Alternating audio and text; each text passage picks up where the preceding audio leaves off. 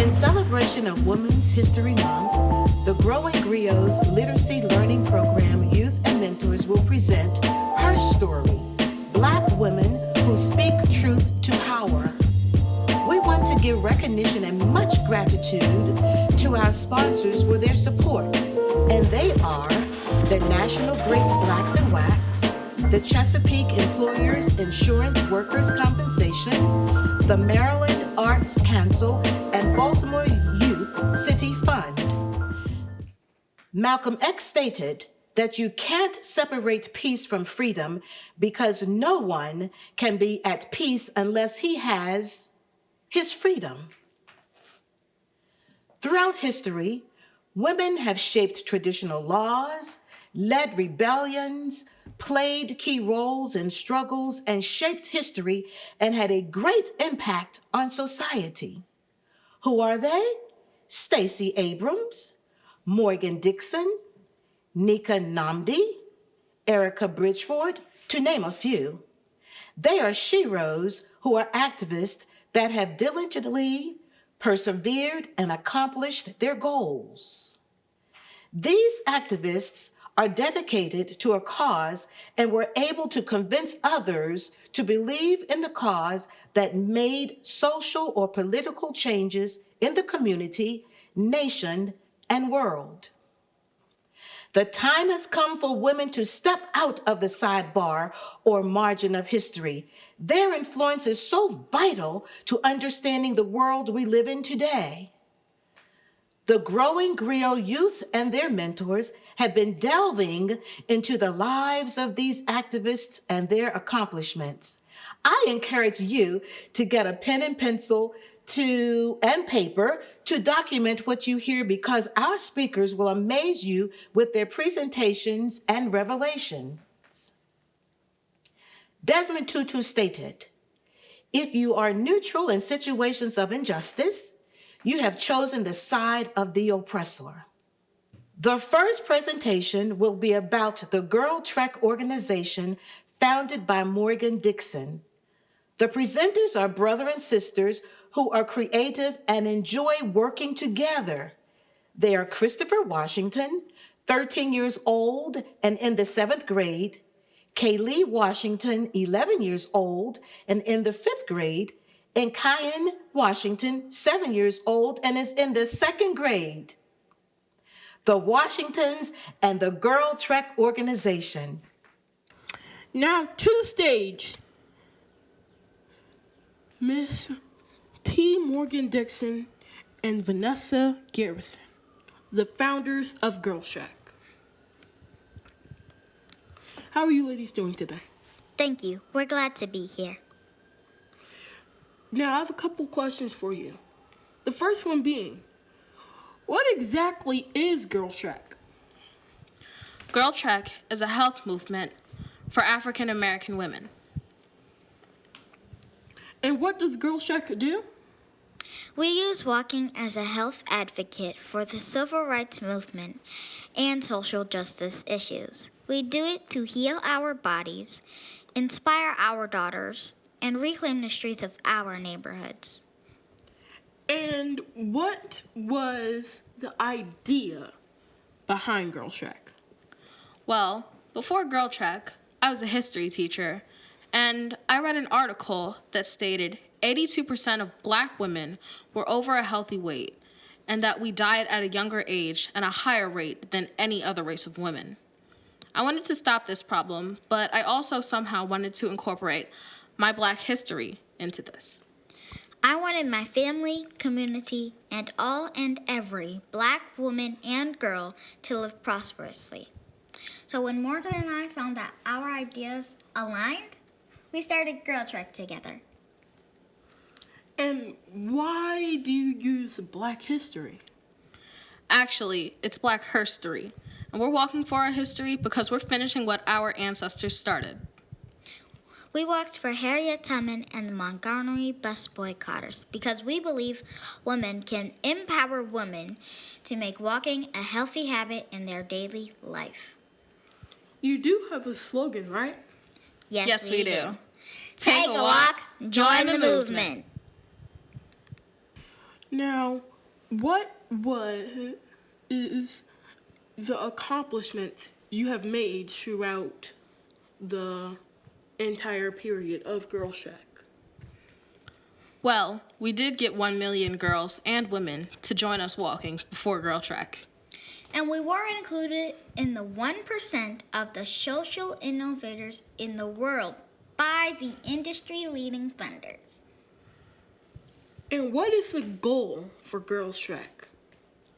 The goal is to help Black women sustain a good, healthy lifestyle.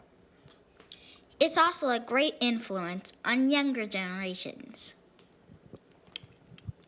I heard you opened up parks and green space, yes?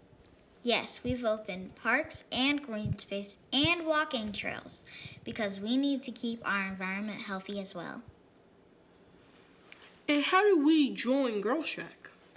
Just go to our website, girlcheck.org, and sign up for a walk in your city.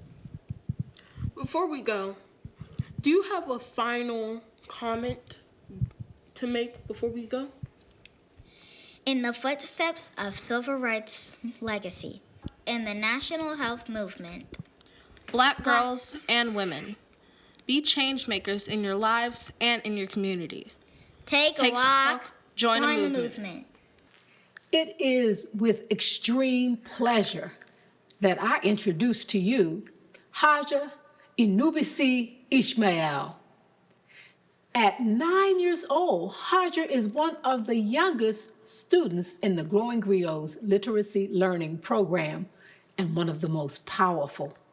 Haja will proudly tell you that her name, Anubisi, means everything belongs to God. And she got that name from her grandfather. Haja is the oldest of 4 children. She's in the 5th grade and she homeschools. Her favorite subject is mathematics, although Haja loves to read. Her favorite type of book are fictional chapter books. When she gets time, Haja also likes to draw. Her favorite music is the band Kids Bop Kid, even though that might change because her musical taste is quite eclectic. When Haja grows up, she wants to be a doctor or a scientist or a combination of both. And using those skills to change the world, Haja would like to find a cure for all diseases. And in her spare time, she'd like to found an organization that looks for homeless people and builds houses for them. Now, Haja, a freedom fighter for the future, will tell you about a fearsome founder of the Fair Fight organization, Miss Stacey Abrams. And I vow to give the stage to Miss Haja Anubisi Ishmael. Stacey Yvonne Abrams was one of 6 children and was born on December 9, 1973 in Madison, Wisconsin. She was born poor and was raised in Mississippi. Her parents were working-class people who devoted their lives to helping others, even though they did not have much themselves. Stacey Abrams learned early that people would judge her by her poverty, gender, race, weight, and complexion. But she persevered and attended Spelman College, Lyndon Baines Johnson School of Public Affairs, and Yale Law School. She served in the Georgia House of Representatives from 2007 to 2017 and served as the minority leader from 2011 to 2017. Stacey Abrams also became an author, writing 8 romance novels under the pseudonym Talina Montgomery, and her most recent books, Our Time Is Now and Lead from the Outside, are bestsellers. Miss Abrams has won many awards. She is a Democrat, lawyer, and voting rights activist who founded the organization Fair Fight to speak out against voter suppression. Miss Abrams works at the National Association for the Advancement of Colored People. She ran for governor of Georgia in 2018 and almost won. But losing didn't stop her from working for the people of Georgia. Stacey Abrams became a community and voting rights activist, galvanizing voters of color to vote. She flipped Georgia from Republican to Democrat and helped Joe Biden carry Georgia and win the 2020 presidential election. Stacey also helped Georgia to elect 2 Democratic Senate seats. Stacey reminds us, my being a Black woman is not a deficit. It is a strength. Because I couldn't be where I am had I not overcome so many other barriers. Which means I'm relentless, I'm persistent, and I'm smart. Stacey Abrams is a model. I want to tell young girls that whenever people doubt you or make fun of you because of your gender, looks, or nationality, just remember Stacey Yvonne Abrams, who is a model for all women. Blight is a social condition in which the land is ineffectively used and inaccessible to the community. Ultimately, it falls into disrepair and decrepitude. Displacement is a common result of blight. We here at the Growing Griot Literacy Learning Program would like to highlight the work of a local Baltimore warrior, Nika Namdi of Fight Blight Baltimore. As we work with students to address the issues of their blighted educational system here in our city, so too has Sister Namdi created an educational and ecological platform that educates us on the causes, symptoms, and ecological imperatives of blight in our city. Asante Sana and Abiba Fahudie, Sister Namdi. Activists for women's suffrage voting, helping to jumpstart the civil rights movement, Opa Tamanti, co-founder of Black Lives Matter since 2013. Opa wanted people to do what they did in the past through social media, speeches, and action for change. Today, I would like to introduce our own Opal Tamanti, Naomi Reed, 13 years strong and beautiful.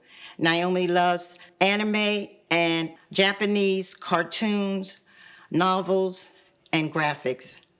Naomi someday would like to be our very own mechanical engineer. Naomi is homeschooled and has 2 brothers, one younger brother and one older brother. I would like to say that Naomi has contributed to her community and her people through all she does and all she will be, and she continues to do so today. Naomi is a storyteller and is a student of the Growing Griot's Literacy Learning Program and continues to be one of our special students. To many, Naomi will continue to be what she is and always has been, a wonderful student. To many, I would like to introduce our own Opal Tamanti.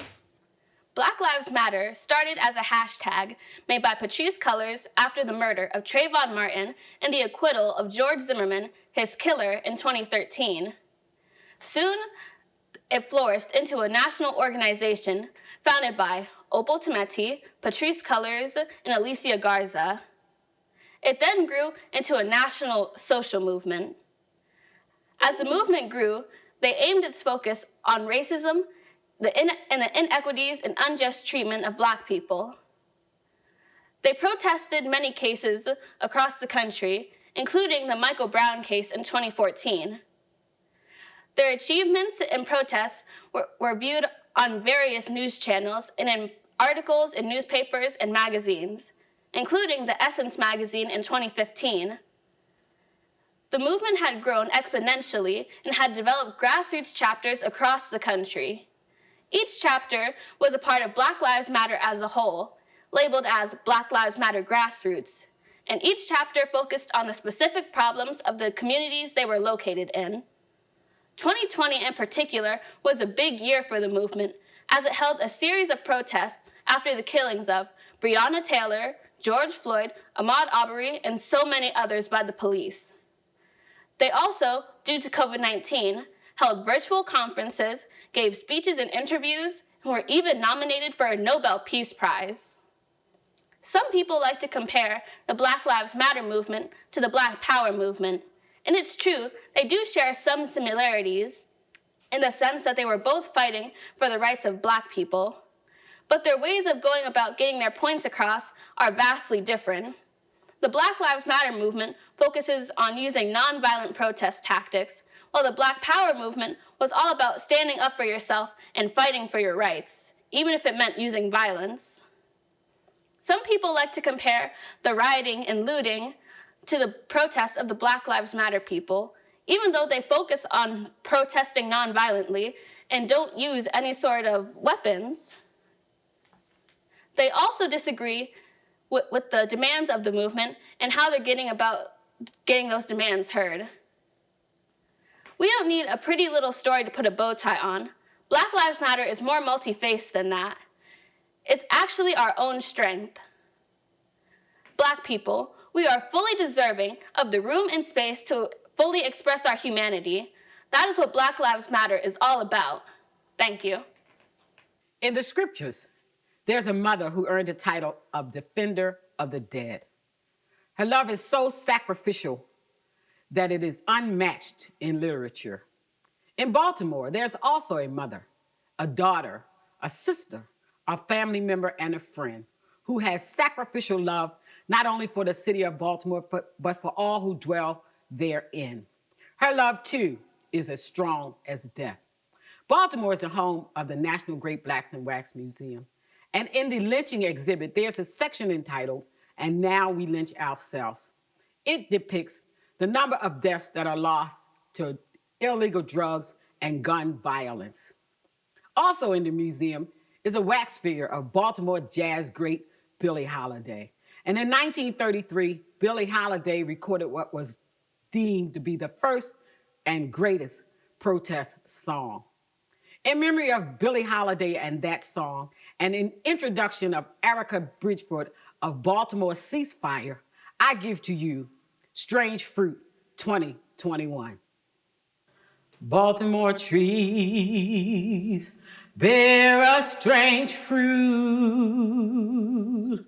blood on the streets, blood on his boots, black bodies dying on life bended knees, strange fruit hanging in our city which bleeds. Crime tapes sing from the east to west, the bulging eyes, the bleeding chest, north to south, it's all the same. The tears roll down our face like rain. Here is a fruit no one wants to keep. Baltimore lives do matter. Vote yes to peace. We must aspire to cease fire. Now is the time for unity, peace, Ashe-o. Another shero, an extraordinary leader, is Dr. Joanne Martin, who is the co-founder and president of the National Great Blacks in Wax Museum, which is America's first wax museum of African American history. Baba Bunjo, Xavier Reed, and Alex Reed will present a tribute to Dr. Joanne Martin. I praise you, black woman, I praise you. I praise you, black woman, I praise you. Dr. Joanne Martin, I praise you, black woman. I praise you because you and your husband, Dr. Elmer Martin, founded the National Great Blacks in Wax Museum more than 35 years ago. The museum was the first wax museum of its kind in the nation that concentrated on Black history, Black life, and Black culture.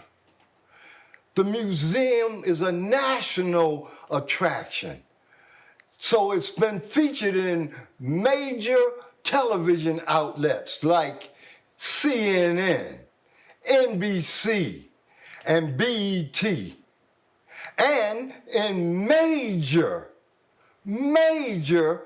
news outlets like the Washington Post, the Wall Street Journal, and the New York Times. I praise you, Black woman. Dr. Joanne Martin, I praise you, Black woman. I praise you because you've received your bachelor's degree from Atlanta University and your master's degree from Case Western Reserve University and your PhD from Howard University. I praise you, Black woman. I praise you, Dr. Martin. I praise you. I praise you, Black woman. You are a noted historian, an educator, a researcher, and co-author of 4 books: Social Work and the Black Experience, The Helping Tradition in the Black Family and in the Community, Spirituality and the Black Helping Tradition in Social Work, and The Extended Black Family. You notice all 4 of those titles focus on the Black side of life. Dr. Joanne Martin, I praise you, Black woman. I praise you because you have received numerous awards, such as the Lambda Kappa Mu Sorority's Who's Who Among African American Award, the Distinguished Black Women Award, the National Association of Negro Women's Business and Professional Club Award, and the Delta Sigma Theta Community Service Award. We honor you, Dr. Martin, especially because you and the National Great Blacks in Wax Museum have co-sponsored the Growing Griot Literacy Learning Program for the 14 years of our existence. We know that you'll continue to build upon your legacy and be a leading voice in the community, in Baltimore, and in the nation for cultural equity. We praise you, Black woman. We praise you, Black woman. A Child's Pledge to the Ancestors by Dr. Joanne Martin. For our ancestors who gave us life, we're going to make the world a better place. For our ancestors who gave us life, we're going to be the best people that we can be. That means we'll know a slave ship when we see one, like the ones we call prisons, jails, and penitentiaries, where people are taken away in chains. That means we'll know a slave trader when we see one, like the ones we call drug dealers. We're going to be a positive force in this world, leaders in this world. Therefore, this world will be a better place simply because we are in it. Herstory, Black women who speak truth to power. Excellent presentations, weren't they? How many notes did you write? Let's give the Growing Griot's youth and mentors a round of applause. Silent cheer and love from the heart. We want to express our sincerest thanks to you, our audience, and sponsors for your support and are looking forward to your continued support.